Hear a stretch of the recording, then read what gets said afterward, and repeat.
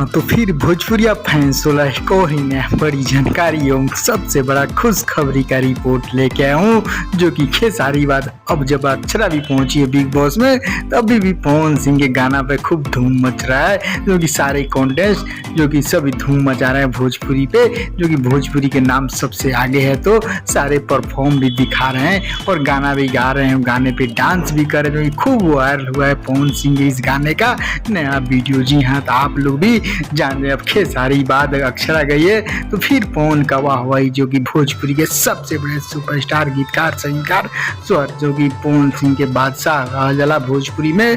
तो वही तरह आप सब भी अब समझिए कि भोजपुरी में अब इकलौता यही सिंगर है जो कि सबसे बड़ा श्रेय दिया जाता है, कोई भी एक्टिंग हो या गायकी हो, कुछ भी परफॉर्म। जी हाँ, फिर अक्षरा जब गई है तो अक्षरा तब लास्ट कगार, जो कि अब सबसे सुपरहिट कॉन्टेस्ट जोड़ी इनका आया है, जो कि बिग बॉस यदि आप देखते हैं बूट ऐप पे देखिए और ट्विटर पे बूट पे फॉलो कीजिए और इनको सपोर्ट कीजिए। बस आप सभी का सपोर्ट लाइक का जरूरत है। जी हाँ, तो आप इनको ट्विटर पे और बूट एप्लीकेशन डाउनलोड करके वहाँ पे फॉलो जरूर करें। भाई भोजपुरिया तरफ से आप सभी से रिक्वेस्ट है कि भोजपुरी की कोई सुंदर अदा करे अभिनेत्री कही है, अभी तक इतना दिन सबसे ज़्यादा दिन रही, खेसारी से भी सबसे ज़्यादा हो ही सकता है आपके जीत भी जाए, आप लोग के प्यार से बजा रहेगा। तो जी हाँ, तो इस पे अपने आप बड़ी खबर इसीलिए तैयार किया हूँ।